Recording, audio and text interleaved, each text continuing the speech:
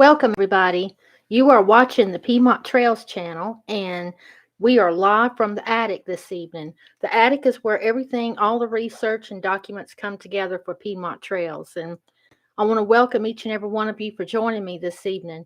Tonight's topic on the live stream will be Western migrations between the years of 1846 and 1856. I'm going to mainly concentrate on or not necessarily concentrate. This is a bad thing about going live because you try to find the right words to say, and sometimes they just don't come out quite the way you want them to. But at any rate, we're going to mainly discuss the Oregon Trail tonight. And there's a reason why I want to bring this up. I'm getting ready to do a podcast on a huge amount of early forts that some of our ancestors would have stopped along the way while they were traveling west. Um, there were two main destinations for many of these families during this time frame. They were either going to California or they were going to Oregon. And I'll explain more into that as we get into tonight's program. So welcome. Thank you for joining me. The live chat is up. I can see who is here. If you type in anything, I can read it. I'll respond to your comments, ask questions. There's Brian has popped up, says, good evening. I'm finally back for a live event. Well, yes. Welcome back, Brian. Thank you for joining us this evening. Leave your opinions on the live chat. Type your comments, type your questions. I can't promise that I'll have all of the answers to your questions, but I'll do the best to answer them. And hopefully maybe I can guide you to a direction to where you can find out more about your ancestors who migrated west. There were so many who did this, and we're going to discuss why they did it. What were the reasonings behind them of picking up everything that they owned, put it in a small wagon, and travel 2,100 miles away to a land that they had no idea what lay before them? So we're going to talk about that tonight. I'm excited about tonight's presentation. I always love talking about the families who traveled west because it's kind of like the same with the Great Wagon Road and my research with these people who picked up their belongings and packed them on a wagon or a pack horse or a cart and decided to go to new lands were adventurous, very adventurous, and they were very brave. And a lot of times they met with hardships, death, sickness, and sometimes they didn't make it. Some of them turned around and actually went back to their origins or where they started from. But it takes a great deal of strength and a lot of hope and a lot of faith in oneself to endure on a journey such as this. And I admire them. I admire them for what they accomplished, what they did, um, it's amazing to discover some of the diaries and journals that they had written and recorded about their trip, and how some of them, when they got to a certain point, maybe they were a little bit over halfway, say near the Platte River in Nebraska, and they realized, well, we've traveled this far, now we're the halfway, but we're out of flour. We don't have any more salt. And food supplies are running low, and the oxen don't have enough grass to feed on. It makes them weary, but you can read in some of their diaries how the hope within them made them strong, and they depended on each other. And it was this strength of togetherness and an endurance to persevere that made them accomplish their trip. And that is amazing. And that's part of our history. So I could go on and on talking like that, but y'all have to stop me and say, whoa, Carol, come on, let's go back to the Oregon Trail. Okay, here we go. Like I said, type your comments and talk amongst yourselves too. Meet new friends, share the video. Piedmont Trails just acquired 540 subscribers, and I want to thank each and every one of you for subscribing to our channel. We just made the community tab status, so now we have community access on our page on the actual channel. So in the coming weeks, I will be sharing some pictures, while we're out and about researching what we're up to. I'll be sharing more and more and using the Piedmont Trails channel on YouTube more and more often versus other social media outlets. So we're very excited for that. And thank you so much for subscribing to us. We greatly appreciate it. And I'll stop periodically and I'll look at your comments from time to time. But welcome to the live stream, everyone. It all started as far as Western migration with the Louisiana Act, the Louisiana Territory Purchase, 1803. What Thomas Jefferson, one of the main things that Thomas Jefferson is known for. From that point, moving forward in history, families were migrating west. They were going further west. Every year they would travel further west. James K. Polk, who was running for president during his campaign in the United States, he would have a slogan saying, the United States is going to own everything up to the 54th parallel. And his famous slogan during that year was 5440 or fight. And everybody knew that slogan. That was the social trend of the time. So the 54th parallel, everybody began to understand where that was. Even though they had no idea or never seen it on a map or didn't understand it, they knew what it represented. And the 54th parallel actually ran into Canada. So it was a bold statement by the Polk campaign, but that's what they ran on. And everybody knew it. Everybody was excited about it. It was 5440 or fight. Newspapers were printing articles about the West because it served a popular topic. It was the latest social trend back in 1840. That was the thing that everybody talked about. Okay, us girls, we look at new fashion trends of the day and we research the fashion trends of the 1960s, 1950s. Well, back in 1840, they had social trends too. And that included fashion. It also included conversation, the way they represented themselves to others. And it also represented their actions. So this was a social trend that was becoming very, very popular of migrating west, traveling west. Everyone was curious about the Western lands and wondered if they should even think about moving. The newspapers reported fertile soils, fair climate, and free land. There was one newspaper article that I came across, and I can't remember what city or even state that it was printed in, but this is what it said. I do remember what it said. And it said, in Oregon, we have pigs who are running around in fields of oak trees filled with acorns. All they do is feed all day. They are actually already cooked. And they have knives and forks sticking in the side of them. All you have to do is walk along and slice you a slice of meat, and you're good to go. I kid you not. This was actually printed in a newspaper. Now, if you picture yourself back in that day and you're reading this, and you would say, "All these people are crazy. You know, there's nothing out in Oregon. This is all a gimmick." And a lot of people thought that. But then a lot of people really started to dig a little bit further into what was actually in Oregon. And then they made decisions to leave because of it. So, like I said, everyone was curious about all the Western lands and they wondered if they should even think about moving their family. And the newspapers, they added to this fuel of fire. They lit this underneath them and they kept on pushing that narrative and saying, look, Oregon, you've got free land, you've got fertile soil, you've got the largest trees in the whole world. You've got timber that would last you forever. You have fresh water supply. It would just goes on and on and on. They were building this up.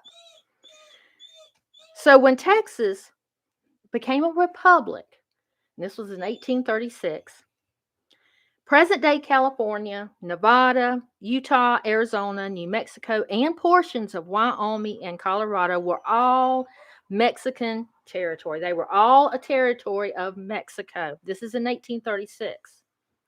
So those who settled on Mexico lands that were owned by Mexico before 1836, they were all welcomed.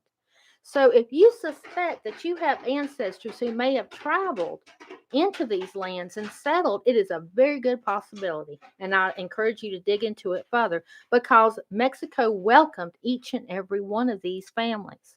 There was only two conditions that they required.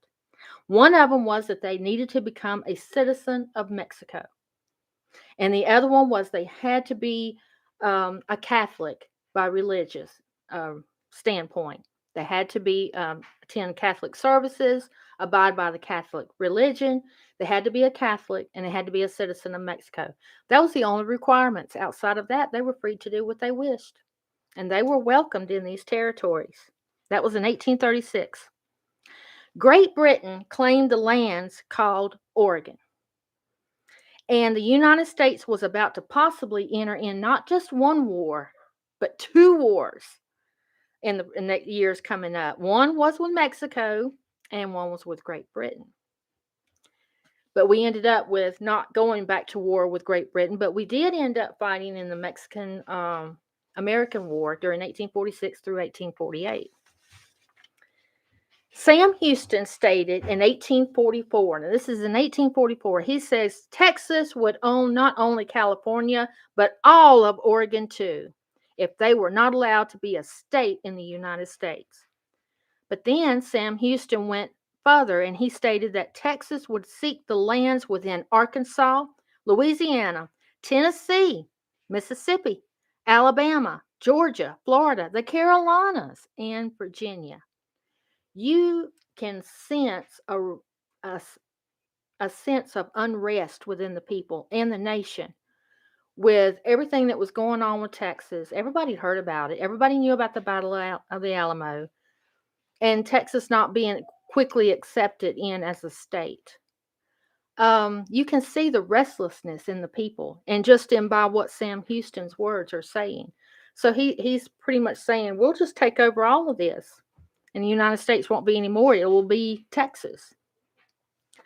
Before Texas and the Battle of the Alamo, there were fur caravans and mountain men who were traveling back and forth across the plains, and they were doing it all the time. All the time. These groups were well organized, and they succeeded in the fur business. Some of these men became very, very wealthy. They knew exactly where they were going, what they were doing, and they were very successful in the fur trades. But now you have to keep in mind with the open market how the fur trade business went down. It suffered a decline beginning in the 1830s. By 1840s, when some of our families are beginning to travel and think about migrating west, the fur trade business was really in decline. And so these men who had become active with the fur trade business were seeking other opportunities. And some of the most highly prized opportunities that paid very well was guiding some of these wagon trains along the Oregon Trail. They were the perfect candidate for this because they knew the frontier, they knew the landscapes, they knew the landmarks to look for. They knew the water holes that were available that were good, clear water. A lot of the water holes and springs that were located along the way were bad water, and they killed people, and we'll go into that too. It goes into cholera, and that was the most devastating thing to fear along the Oregon Trail. That would be the number one thing, was cholera, and it killed thousands of people.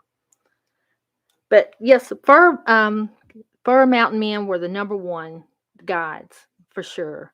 They were paid very well. Word of mouth, if one was fairly famous, and if you'll research, you'll find several names that'll pop up that they were guides for several years on several different trips going forward, going out west, and on return trips coming back too. But their names will surface, and you can, if you'll research further, you can look into some newspapers, a printing of how they're recommending certain men in this trade that we recommend so and so to guide you to Oregon, and they're kind of like little mini advertisements of the day, enhancing people to travel west and which guide to hire to take you there. But these groups are very well organized. These mountain men, they knew exactly what they were doing. Jim Bridger was one of the first recorded men to cross the South Pass into the Rockies. And later on, he builds a fort out in the west, and which becomes very popular. A lot of these forts had price gouges where they charged extra lots of money for certain things. And but Bridger was very well known as a trailblazer. It's his story is kind of sad. He ends up going blind in his later years, and I think he is buried in Missouri. Don't quote me on that. I'm going by what I've got stuck in my head this evening. By 1843, thousands of people they've already traveled the Oregon Trail. This is 1843. Thousands of people. They've already traveled the Oregon Trail. These early families left from Elm Grove. That's Elmgrove. Elm Grove, Missouri. You don't hear much about that. You don't hear much about Elm Grove in the history books. But if you research, you'll find that it's very historical. A lot of these early families left from that location. They traveled over 2,100 miles to a territory that was not established until 1846. So the Oregon Territory wasn't established until 3 years after these people had left. These first groups were small, traveling, similar to each. These first groups were small. That's what I'm trying to say. They traveled similar to each other. In other words, what I'm saying is you had one small group, say maybe 6 or 7 wagons, and they pull ahead. You've got another small group, maybe 10 or 12 wagons. These are the very first groups that I'm talking about. And then they follow right behind those. The tracks left behind by the first group are the same tracks that are followed by the second group. So these little groups are very small when they first start out in the early 1840s, 1843. But make no mistake, by 1846, this route is humongous. It's full of traffic, but only certain times of the year. And now the wagon trains are becoming huge. They are large, very large. So where exactly was Oregon? What was it? It included present day Oregon, Washington, Idaho, and parts of Montana and parts of Wyoming. It also included portions of Canada. A lot of people are not aware of that. And it also extended up to the southern tip of present day Alaska. That was Oregon. Why were people considering this trip as possible, that it was even doable in 1846? Like I said earlier, it became the social trend of the day. People seem to forget that social trends have been around since the beginning of creation. Some were bad, some were good, some were popular for a long time, and others just faded out quickly. But this land in the West was an opportunity of a lifetime. It was a fresh start and a new beginning. John Sullivan wrote this in 1845. He said that it was our manifest destiny to rule the continent of America. And people heard about Oregon everywhere, from political speeches to church sermons. They knew what Oregon was. They knew that it was 2,100 miles west of them. They knew that it was far away, but a lot of these families felt that it was important enough that they needed to go. But everyone knew about it. It echoed from state to state, county to county, from town to town, from a family's table at night, eating the evening meal, from neighbor to neighbor. Everybody talked about it. Brian says, my ancestors quit moving west when they reached the Ozarks. Guess they finally found a place they liked. I'm still here. Yes. I have from my immediate family lines, they traveled to Indiana, and then some went further into Missouri. Missouri was considered as the end of the civilization for years. If you went beyond Missouri, you were in unknown territory. You were in the frontier, especially during the 1840s. That's what people thought of. But years later, I had ancestors who embarked all the way to Oklahoma when they were having the Oklahoma land rush, and they were actually involved in that. So that was pretty adventurous too. But yeah, a lot of my ancestors they only went so far. And then years later, as the years went by, they traveled further west. Now, I do have some of my family that's not really a direct family link to me. They were like cousin of a cousin of a cousin and so on. But they traveled west more. And the adventures, it's amazing to find evidence and proof. A lot of people seem to think, well, you can't really definitely prove that your ancestor traveled the Oregon Trail. Yeah, you can. There are lots of all types of sources out there available to you. Independence Rock's one of them. There are hundreds of names that the pioneers, the families who traveled west, they actually put their names on the rock as they passed by this landmark.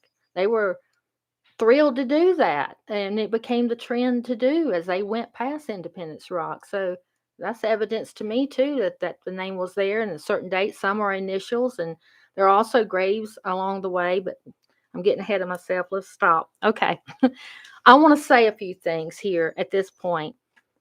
There are many historians and many genealogists who proclaim that the majority of these wagon trains traveling from 1846 to 1856 were from Ohio, Illinois, Tennessee, and Kentucky. And I can already think in my head about 5 or 6 books that of these authors who strictly proclaim that these families who traveled to Oregon, they came from Ohio, they came from Tennessee, they came from Kentucky, they came from Illinois. They didn't come from Virginia, North Carolina, and all. But I want to say this, and I want to make this very plain. Piedmont Trails has researched families departing from all states, all populated areas within the United States during this time frame that traveled the Great Wagon Trail. I mean, the Great Oregon. I got the Great Wagon Road on my mind. The Oregon Trail. Or they went west. Or they went to Texas. And for some of these authors to make such a bold statement saying that they only came from certain specific areas is just, it's false. So, like I said, if you suspect that your ancestors may have embarked on the journey, look into it further. You're going to find records somewhere, somehow, that is going to tie into your ancestors and explain possibly the reasons why they left, the direction and trails that they took. And over the years, this Oregon Trail changed often and also incorporated other trails too. But you will learn the details. You will find the details if you keep researching. Do not give up. Do not give up.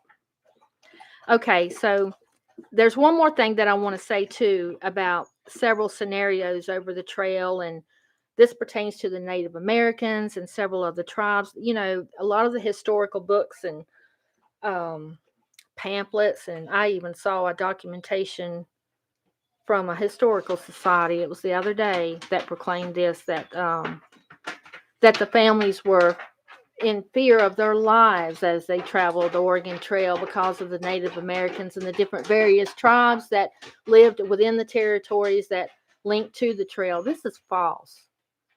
And between the years of 1846 and 1856, the Native Americans helped these families. And there's been documentation proven time and time again of this. It was not until after 1860 when the white settlers or the families who traveled west, they embarked in sportsmanship of killing the buffalo, which was the main food source of the Native Americans that lived out in this area. Um, and it downsized the population of the buffalo, which was their main food source. Then there were concerns between the villages and the tribes during that time. And what added to it was various diseases that the early families brought with them as they traveled west, smallpox, mumps, many diseases. And they did not have the immune system to overcome the diseases. And this became part of the issue too. It wasn't until after the Civil War when you had military becoming more involved along these open western trails to provide protection for the families who were traveling west. So I wanted to get that in there. If your ancestor traveled between 1846 and 1856 and was traveling the Oregon Trail, they were afraid. Don't get me wrong. They had read in newspaper accounts about how the Native Americans could attack you while you were out on the open prairie and had no protection. They read this in various newspapers. But once they got out on the trail, if you read the diaries and the journals that the people left behind in their own words, they will give you examples of how the various different tribes helped them with food. They helped them with medicinal herbs for sickness, and they also helped them with directions and guidance into where they were going. In fact, If it wasn't for the help of many of these Native American tribes, many of these families who were traveling during this early period would have never made it.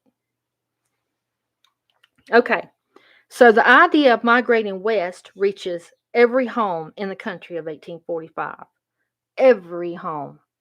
You can pretty much bank on this.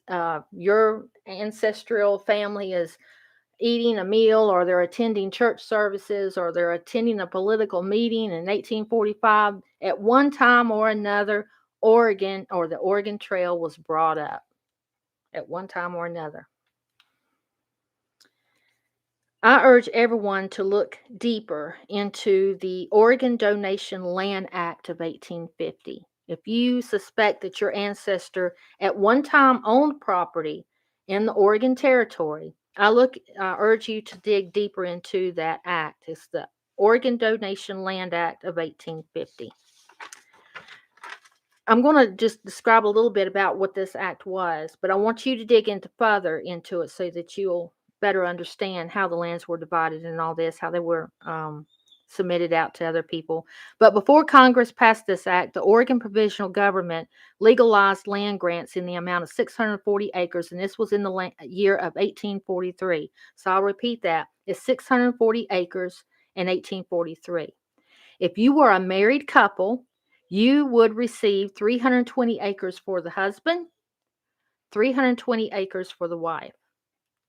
Now, did you all catch that?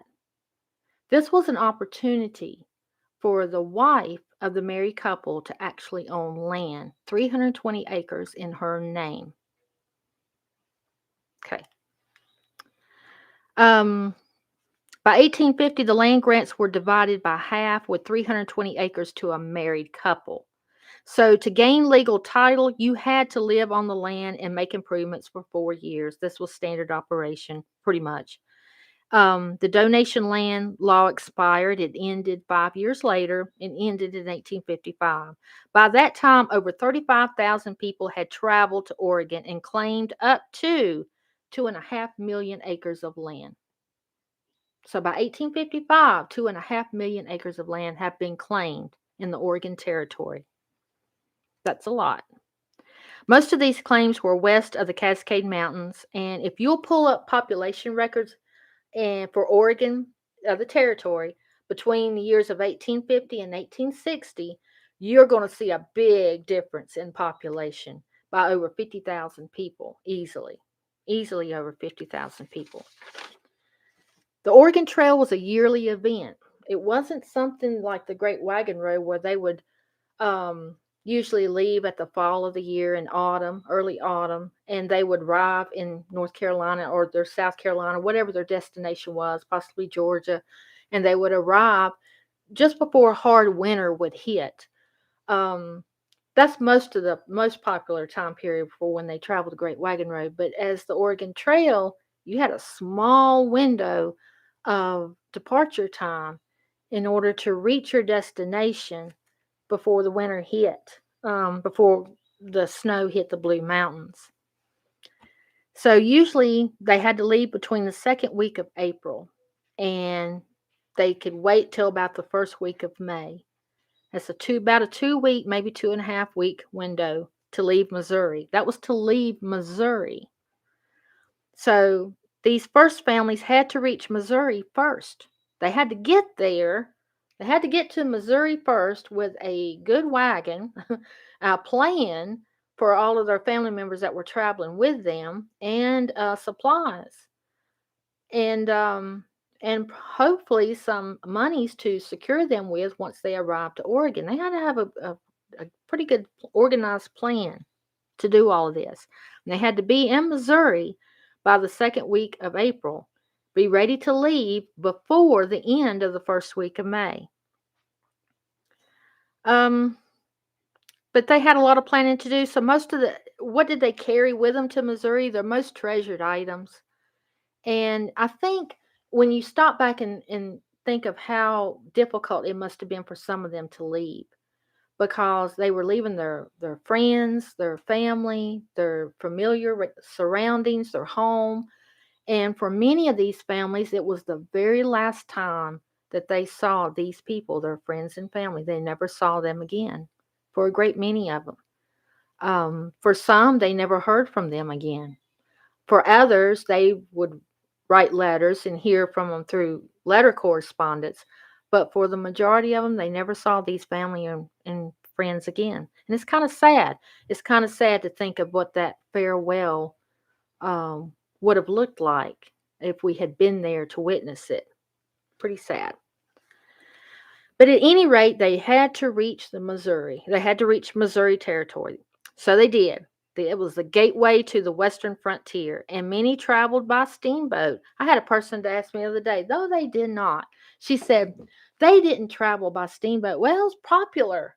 That was the popular way to go down the river to jumping off places, is what they called it. They would pick a place to jump off, and that would be their landing spot, and that would be from where they departed from to go west. They would, from that point, either leave from St. Joseph or Cancel's Bluffs um, or Independence, and then that's where they would uh, travel west to Oregon from that point. So a lot of them did travel by steamboat to get to that point. Um, the most popular, I had someone ask me this the other day, what would be the most popular place that they left from? I'd definitely be Independence. Definitely. The result of Mexican-American War from 1846 to 1848 gave the control of the southwest west lands to the United States. That's important because that was, for a lot of people, that made the decision for them. When the United States got in control of the Southwest lands, they were confident in making the trip to Oregon from that point, and that was like the deciding factor for many families. So, in Missouri, from 1846 to 1848, thousands of wagons filled the streets in Independence. Many of them visited Colonel Nolan's tavern, and there are records from Colonel Nolan's tavern. So, hint, hint. I need you guys to look into that. You never know what you might find in tavern records, ledgers, store ledgers. You just never know. I have found remarkable things. I can relate to one of my ancestors buying things at a local store in Salisbury, North Carolina, on a particular date and what he bought. So you just never know what you might find when you dig deeper. Another popular site in Independence was Robert Weston's blacksmith shop. The last name is Weston. Robert Weston's blacksmith shop. Weston was the most popular stop in Independence. He pretty much stayed open. He operated almost on a 24-hour basis during those 2.5 weeks. He was that busy. Another establishment was Smallwood Nolan's Inn. This was known as the last inn or hotel or motel that you could stay in before you departed west. This inn could actually accommodate 400 guests in 1844. So, did they add on? I've been trying to research to see if they had actually added on to the establishment, and I'm trying to research that to see because I think that they did. But yeah, in 1844 they could accommodate 400 people. That's a lot. That's a lot of people. So, with the discovery of gold in California, 2 destinations extended from Missouri, and that was California and Oregon. And all parties started together on the Santa Fe Trail. They all did. The Oregon Trail started on the Santa Fe Trail. And in fact, the families traveled about 3 days out on the Santa Fe Trail. And then they came to a fork in the road, one bearing off to the right, heading northwest, and the other one beared southwest. Santa Fe Trail continued southwesterly, and the Oregon Trail began there and traveled northwest. We can only imagine the activity in Independence Landing and on Independence Square. The families were hoping for a safe trip. They were making sure their wagons were secure. Their supplies of food would last them for the next 6 months. They were hoping that the grasses were at least 4 inches high and would allow enough grazing for their oxen. Someone said, well, someone asked me here recently, why didn't they have mules? They did have mules, but it was much later and it wasn't popular. Oxen was the what every family was encouraged to take. There were some that were stubborn that decided to start out with their best prized horses, and they said they were sure that their horses would make it, and they were only to find out later that they would not. So all families were encouraged to use oxen. So what did it take to travel the Oregon Trail? It took a year of planning for every single family. That I have no doubt. If a family decided that they were going to go to Oregon, it took a year of planning and getting everything ready before they even thought about leaving their home to go to Missouri and then start. A Conestoga wagon wasn't going to make it.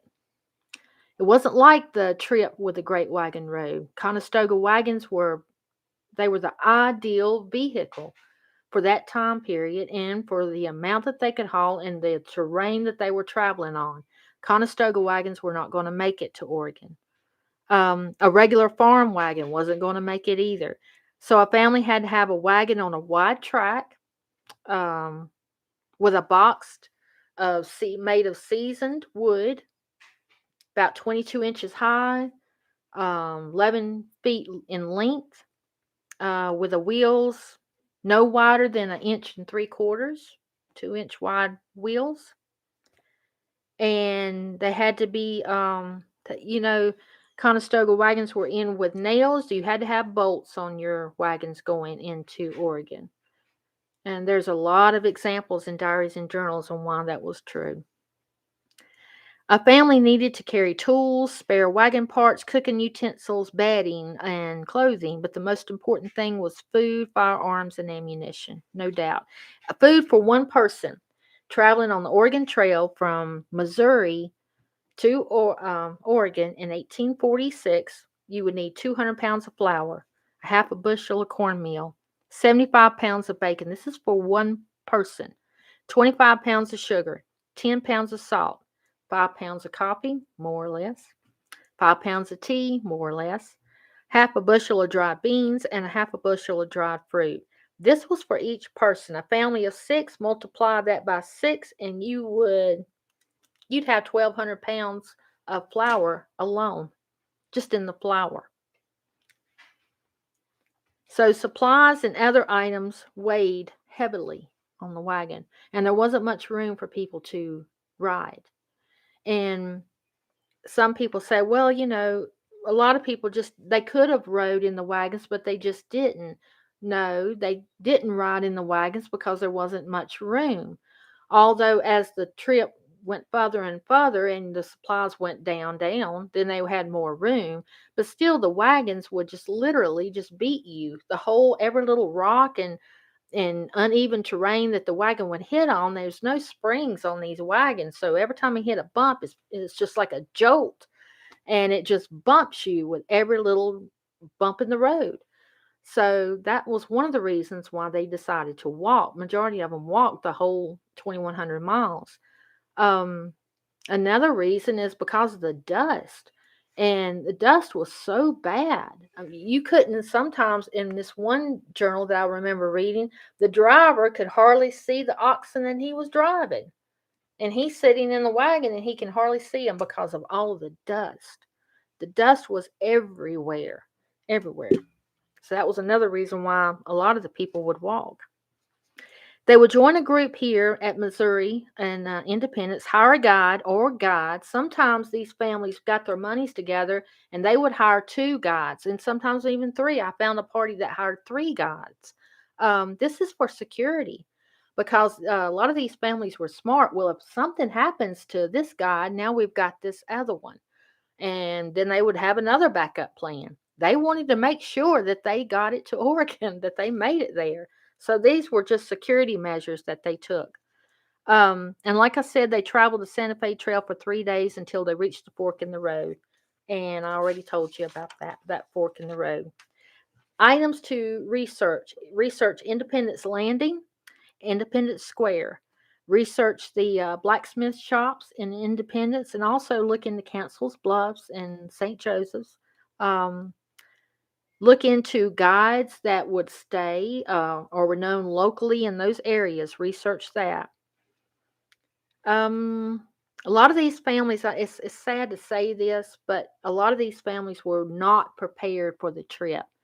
And with some of the journals and diaries that you read, and I'll encourage you to, I'll name some of these at the end of the show, but for you to research.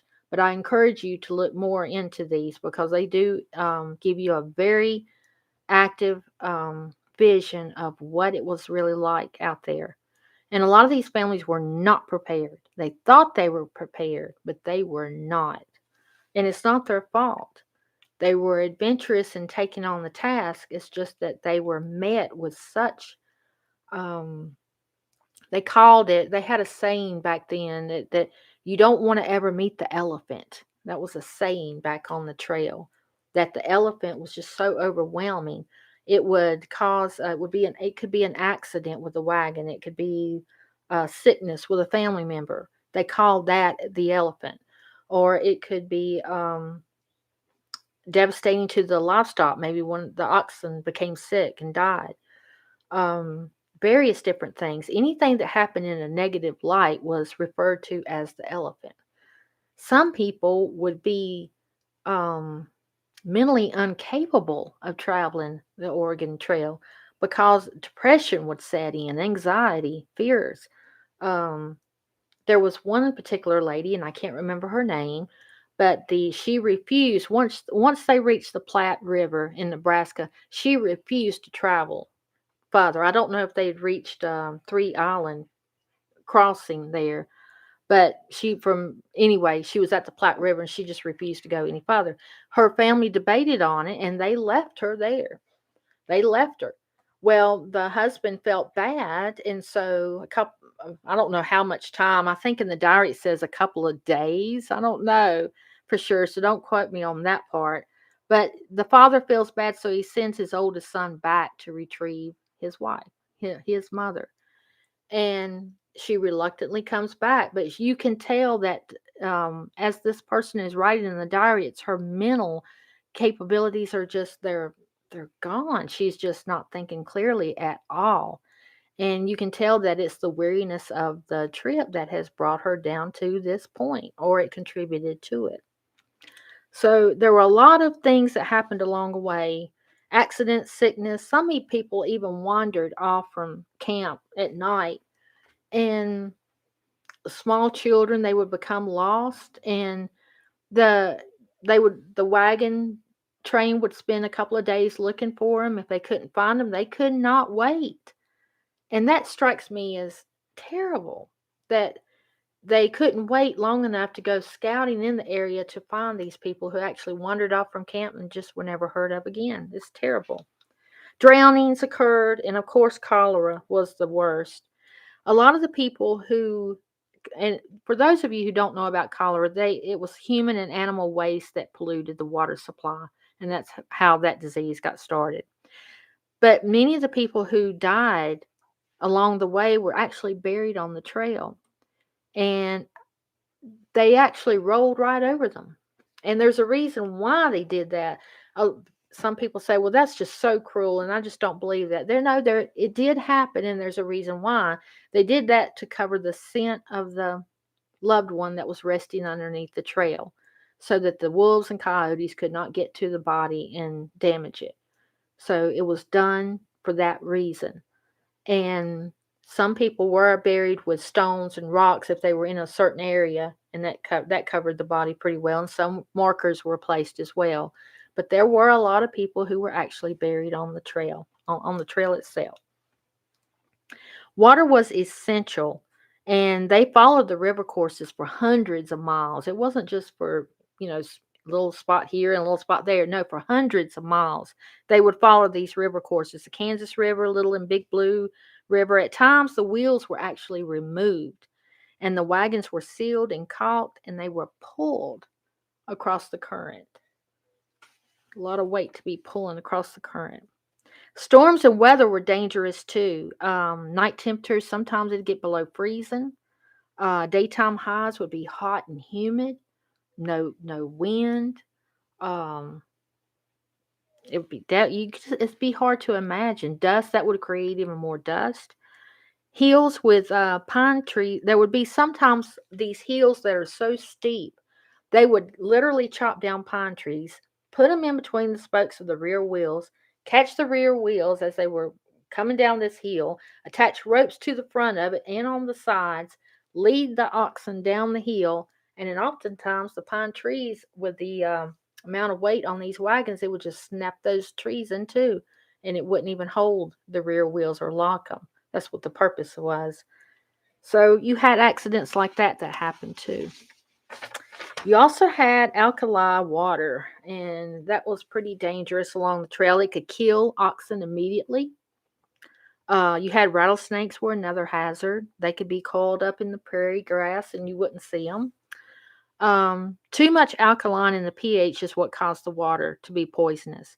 There was a remedy that I did find in a book that listed a mixture of vinegar and flour and water and said that sometimes this mixture did work for that.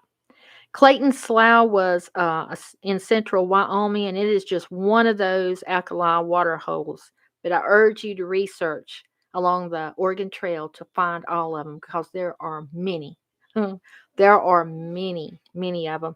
And some of the families, as they came across these poisonous water spots, they would see the remains of oxen from previous travelers, and knew that this was not a good source, so they would restrain their oxen from going to the water or try to. Soda Springs was another popular spot along the trail. Ayers Natural Bridge over La Prairie Creek and the Thousands Falls. If you've never been to Thousands Falls, oh, beautiful place in eastern Idaho. They were all along the trail. So you had some beautiful spots that they could vision, but you also had a lot of dangers. Alcove Spring, at Alcove Spring, there's a diary that stated that a raft was built or constructed to cross in that particular area during an 1846 party. So, like I said earlier, they walked and they didn't ride, and they traveled apart. You know how in the Western movies you see the wagons and they're all in a line, and then you've got the leader and he says, "Wagon ho!" and all the wagons start rolling and they're all in formation in a line. They did not travel this way. They did not.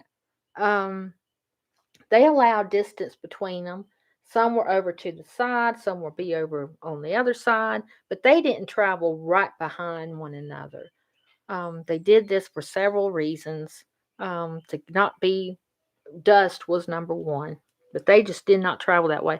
And then another thing was, oh, did they circle the camp with their wagons? Yes, they did. They did this, and it's noted in several diaries and journals that they did this. But the reason why is because to protect the livestock, to enclose the oxen overnight, and then they felt that if they circled each other, it would protect them during storms as well. It was a weather protectant.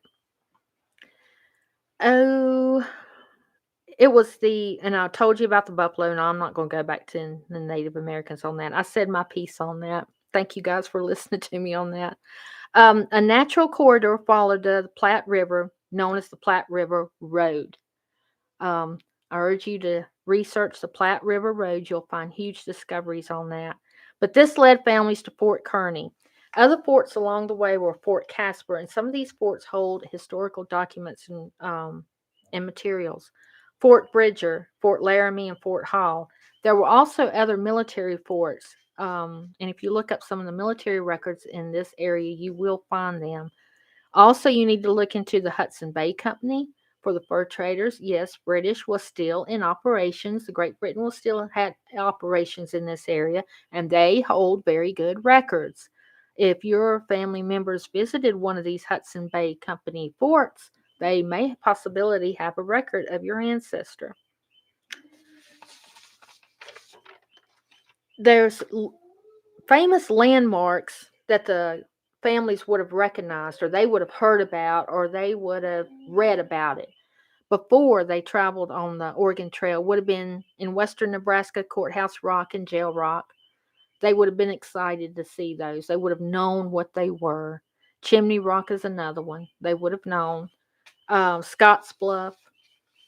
In Guernsey, Wyoming, you can view the ruts in the actual trail along limestone, and it's a very amazing. You've got Mitchell Pass in Echo, Oregon. They have visibility of the actual ruts in the road that still exist today.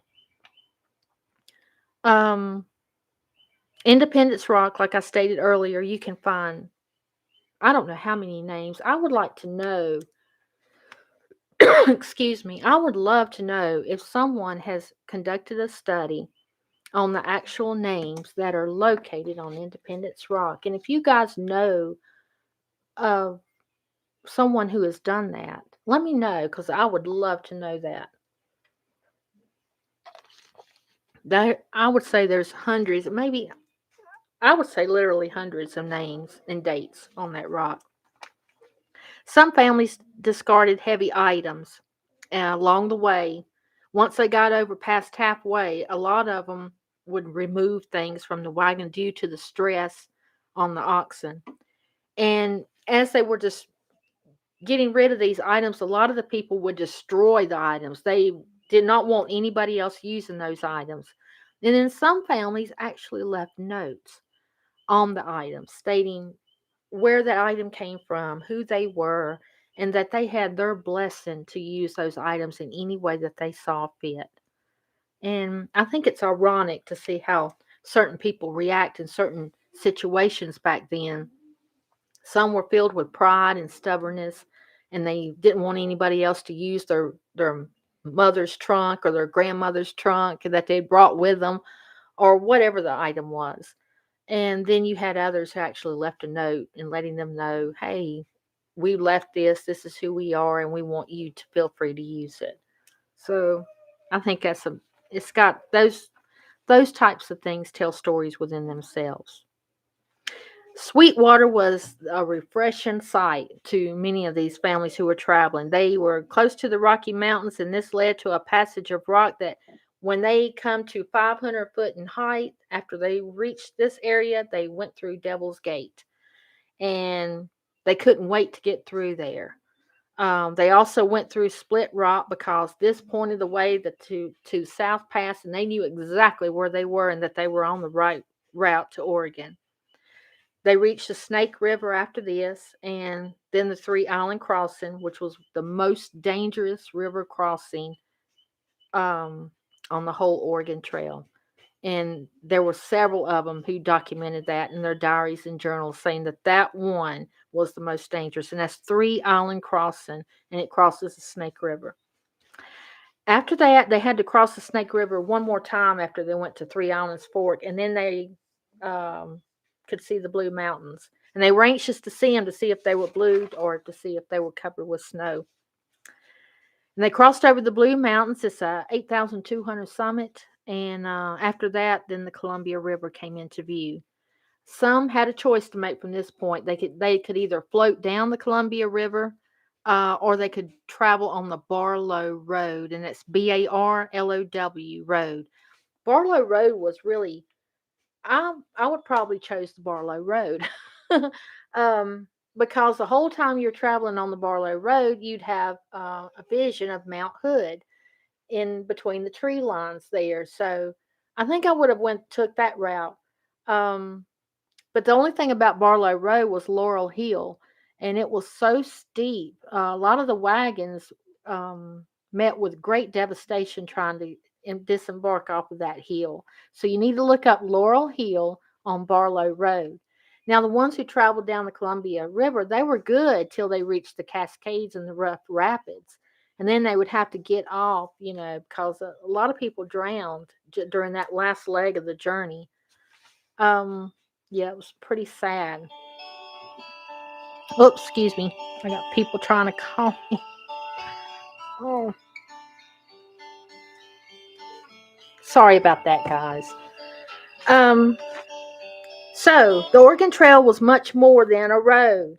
By 1884, it was no longer popular, and the reason for that is because the Union Pacific Railroad and Union Pacific Railroad took the place of the Oregon Trail. So I'm getting to my sources. Let me go ahead. Now, I want to go back and say this too. I didn't mention the Mormons, okay, because There are so much material out there that actually mentions the Mormons and how they are representing the Oregon Trail, and what they didn't actually take the original Oregon Trail, but they took a trail adjacent to it. They created their own trail to Utah. And I did not mention the Donner Party, and there's a reason for that too, because there are lots of resources and documentations out there for the Donner Party. Tonight's main focus that I wanted to focus on were some of these little roads and some of the forts, some of the businesses that were in operation in Missouri. To give you a little head start, if you're researching this, you can look deeper into those establishments, those stores, the Weston's blacksmith shop, and look for records there for possibly links to your ancestor. All right, now I'm going to share the sources for tonight, and some of these you can find online. First one is Ox Team Days on the Oregon Trail. This is by Ezra Meeker. He actually traveled the Oregon Trail, and his diary was published in 1922, and you can find it online. And the name of that again is Ox Team Days on the Oregon Trail. I urge you to look through the journals of Francis Parkman, who lived from 1823 to 1893. That journal was published in 1947.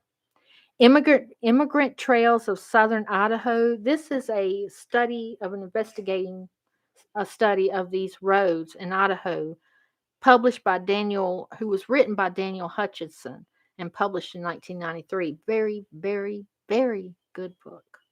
Very good book. Look into the proposed National Historic Oregon Trail. This is by the United States Bureau of Land Management.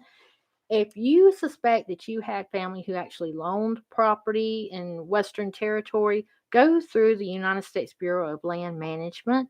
They have a lot of resources for you to investigate and research further. This was one that I used for this presentation tonight, and I'll read it again. It's the proposed National Historic Oregon Trail. Um, the U.S. Bureau of Land Management often did studies and investigations into these early trails, and they have a lot of information and resources that you would be interested to use to find your family. Wyoming, A Guide to Historic Sites. This was by Wyoming Recreation Commission in 1976. Marking the Oregon Trail in Wyoming. This is a great book by Grace Hubbard. It was published in 1922. Very good book. Investigations of the Bear River Divide. This is by Dudley Gardner, published in 1987. Excellent book. Maps that I used were Captain Fremont's notes and map of the Oregon Trail that was dated in 1846. You can find this map on the Library of Congress, free to use. Simply punch in on the Maps tab, hit Oregon Trail in that search tab, and it will take you straight to Fremont's map of 1846. Nebraska Territory map dated 1854. Use that for the location of certain ford crossings, river crossings through that area. Another John Fremont map, like the one of 1846. This one is dated 1844, but this map included a detailed of the Rocky Mountains area. Very detailed, I might add. Okay, thank you so much for joining me this evening. Piedmont Trails will have a new podcast show arriving tomorrow, which will go into detail about some of these early forts that I mentioned tonight along the Oregon Trail. And like I said earlier, be sure to look out and research for personal diaries, journals, letters, and go through local historical societies and get you a map, a present day map from Independence, Missouri, and trying to trace your way along the Oregon Trail. And look for areas close by there, historical societies, historical organizations, museums, and contact them. You will not believe how much information and data that these people and organizations have. Um, so don't disregard them. I encourage you to contact them. They have a lot of personal correspondence, letters that may mention your ancestor, diaries, journals. They also have keepsakes from the trail itself that people have found. So I encourage you to contact them and never give up the search. You just never know. Also, look into store ledgers and business ledgers and inn records, hotel records. They kept documents. I have I often refer to store ledgers as part of my regular research when I'm researching into a family. So I encourage all of you to do that too. Okay. I'm going to end it. I was going to share a book, but I don't see it. And I know my desk is a mess right now. I've been knee deep in research all week. But thank you so much for joining me. You guys have got to quit being so shy and you've got to type in and y'all got to talk and ask me some questions or direct me in the right direction. Say, Carol, you were wrong about this. Let me know. So you guys have got to quit being so shy. But I thank you so much. I think the world of each and every one of you. Thank you for subscribing to Piedmont Trails. I really do appreciate it. And I wish you all well on your journey to the past. And God bless.